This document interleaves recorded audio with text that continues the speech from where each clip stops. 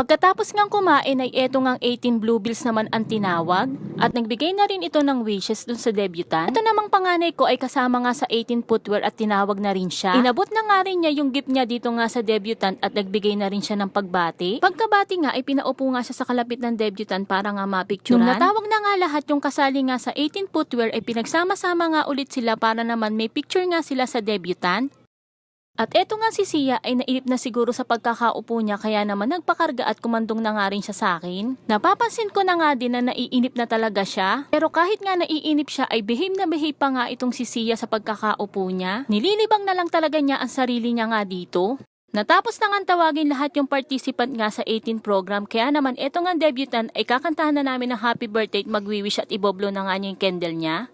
Meron nga ditong hinanda na special dance presentation. Isa nga ito sa inaabangan ko. Pinakilala na nga isa-isa ang mga kasali nga dito. Eto nga yung unang magkapareha, yung nga ang babae, pangalawang anak ko at yung lalaki naman ay kamag-anak namin. Pagkatapos ngang ipakilala yung magkakapartner ay nagsimula na rin yung sayaw. Eto nga yung tinatawag na cotillion and discotillion de honor. Sayang nga lang talaga at hindi ko nga mapaparinig sa inyo yung background music at baka tayo ma-copyright. Una nga sasayawin ay cotillion at ang napili nga nilang tugtog dito yung nasa High School Musical ng Can I Have This Dance. At habang nga pinapanood namin ay talaga naman nagagandahan nga kami sa sayaw nila. Share ko nga lang sa inyo na 2 weeks nga lang pinaraktis ng mga bata ito nga sayaw nila. Binigay nga nila ang todo effort, pagod at puyat nga sa pagpapraktis nga dito sa sayaw na to. Masasabi ko talaga na worth it nga lahat ng mga pagod nila. Aminin man natin ay talaga namang modern na ngayon ang pagdidiburi ng mga bata. Bibihira na lang talaga ako makakita ng mga ganito sa dibu. Dito naman sa Discotillion de Honor, ang napili nga nilang tugtog dito ay yung kay Taylor Swift na love story. Karamihan nga sa kinuha dito sa sayaw na ito ay mga pinsan at kamag-anak nga din ng debutant. At yung damit naman ng mga babae dito ay sa orange up na nga lang nila in order. In fairness naman doon sa damit nga na napili nilang in order nga sa orange up ay napakaganda nga ng pagkakayari at ng style. Ang datingan nga ng dress na ito ay parang ang Cinderella.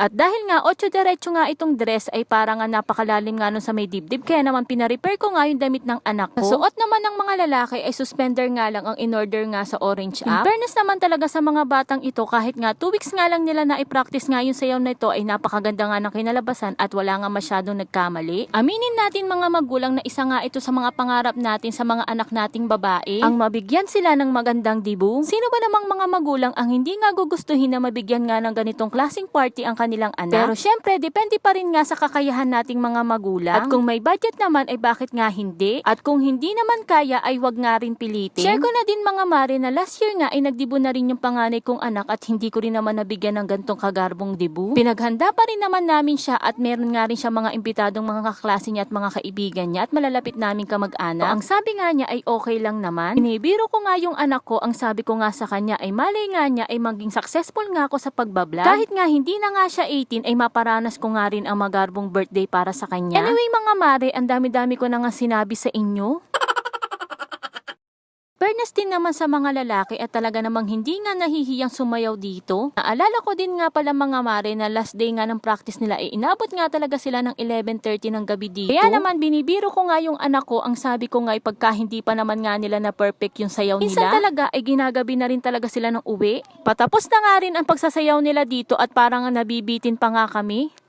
Forward na nga tayo mga marit, natapos na nga sila sa pagsasayaw at pinicturan na nga rin silang lahat kasama nga yung debutant. May mga gusto nga makapanood nga nitong sayaw nila na may music, ay ilalagay ko na nga lang yung link sa comment section. Ito na nga yung pinaka last part ng program, ang pagpapasalamat nga nung debutant. At pagkatapos nga magpasalamat nung debutant, ay pinalabas na nga dito sa widescreen yung pinaka same day edit. At kung nakaabot nga kayo dito sa video na ito, ay maraming salamat po sa panonood. Kung nagustuhan nyo po itong vlog ko, ay mag-react at pakishare na rin po. Mag-comment na rin po kayo at para sa susunod kong mga vlog ay shoutout ko po kayo. O siya, hanggang dito na lang. See you on my next vlog. Bye!